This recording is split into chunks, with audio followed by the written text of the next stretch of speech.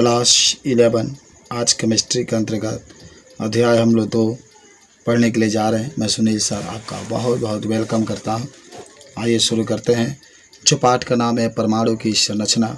सबसे पहले मैं छोटा सा एक चीज़ आपको बता दूं कि कोई आपसे परमाणु कहता है तो आप कह सकते हैं कि परमाणु किसी तत्व का वह सूक्ष्म कण होता है जो स्वतंत्र अवस्था में नहीं पाया जाता है लेकिन रासायनिक अभिक्रिया में भाग लेता है।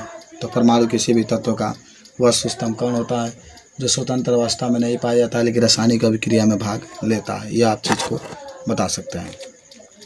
देखिए आपको मैं इस पाठ में क्या क्या बताते हैं। सबसे पहले आपको मैं बता दूं कि प्रश्न पूछा जाता है कि जो अपरमाणु कणों की खोज कितनी होती है, यानी जो परमाणु होता है परमाणु में अपरमाणु कणों की संख्या कितनी होती है। तो देखिए अपरमाणु कणों की खोज तो आपको मैं बता दूं जो अपरमाणु कणों की जो संख्या होती है 3 होती है, एक इलेक्ट्रॉन, प्रोटॉन और न्यूट्रॉन। तो कोई भी आपसे पूछे कि जो अपरमाणु कणों होती है उसकी संख्या 3 होती है। देखिए अपरमाणु कणों की खोज में पहला आएगा इलेक्ट्रॉन का खोज। तो देखिए इलेक्ट्रॉन का खोज में आपको मैं थोड़ा सा बता देता हूँ, सीधे ये देखते रहेंगे तो बाद में आपको ये पता चलेगा कि आपके पास एक विसर्जन नलिका है। देखिए ट्यूब के आकार का जो दिखाई दे रहा है ये एक विसर्जन नलिका है। इसमें 2 प्लेट लगाए गए हैं। एक आपके ऋणावेशित प्लेट है जिसको कैथोड कहते हैं, एक आपके पास धनावेशित प्लेट है जिसको एनोड कहते हैं।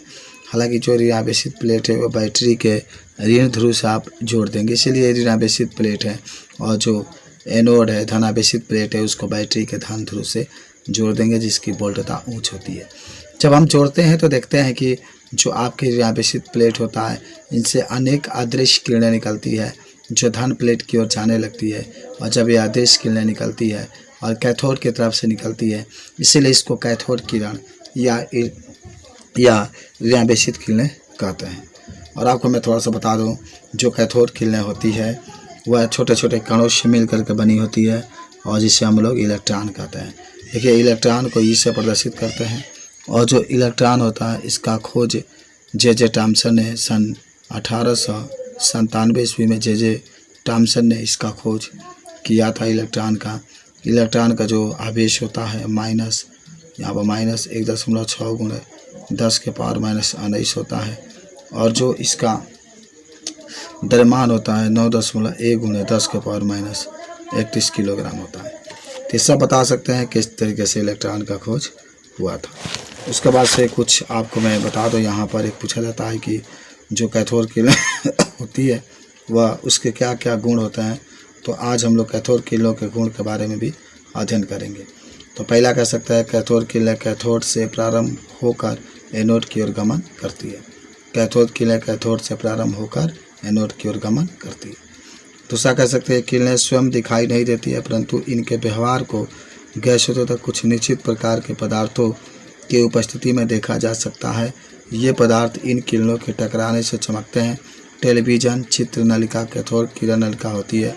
टीवी पर्दा स्फुरदीप्त और प्रदीप्त पदार्थों से लेपित होता है जिस पर चित्र प्रतिदीप्त होता है। तीसरा कह सकते हैं विद्युत और चुंबकीय क्षेत्रों की अनुपस्थिति में ये किरणें सभी दिशा में गमन करती है। विद्युत और चुंबकीय क्षेत्र की अनुपस्थिति में किरणें सभी दिशाओं में गति करती है। 4 नंबर है विद्युत और चुंबकीय क्षेत्रों की उपस्थिति में कैथोड किरणें का व्यवहार ऋणावेशित कणों के अपेक्षित व्यवहार के समान होता है, जो ये सिद्ध करता है कि कैथोड किरणों में ऋणावेशित कण होते हैं जिन्हें इलेक्ट्रॉन कहते हैं। यह भी आप याद रखेंगे। देखिए एक और गुण है कि कैथोड किरणें के लक्षण कैथोड किरण नलिका के इलेक्ट्रोडों के पदार्थ और उसमें उपस्थित गैसों के प्रकृति पर निर्भर नहीं करता है। तो आपसे पूछा जाएगा तो ये चीज़ को आप बता सकते हैं। उसके बाद से थोड़ा सा मैं आपको बता देता हूँ कि इलेक्ट्रॉन का आवेश और द्रव्यमान। तो जस्ट मैंने आपको कहा था इलेक्ट्रॉन का जो आवेश होता है आपको याद रखना है कि इलेक्ट्रॉन का लगभग 1897 में कैथोड ने इसका खोज किया था, और आगे आप पढ़ते चले जाएंगे तो आपको पता चलेगा कि जो इलेक्ट्रॉन का आवेश होता है जिसको हम लोग ई से प्रदर्शित करते हैं तो इसका मान आपका माइनस 1.6 गुणे 10 के पावर माइनस 19 गुलाम होता है। द्रव्यमान 9.1 गुणे 10 के पावर माइनस 31 किलोग्राम होता है। तो आवेश और द्रव्यमान आप देख लिए यहाँ पर, और ये चीज़ को आप बता सकते हैं।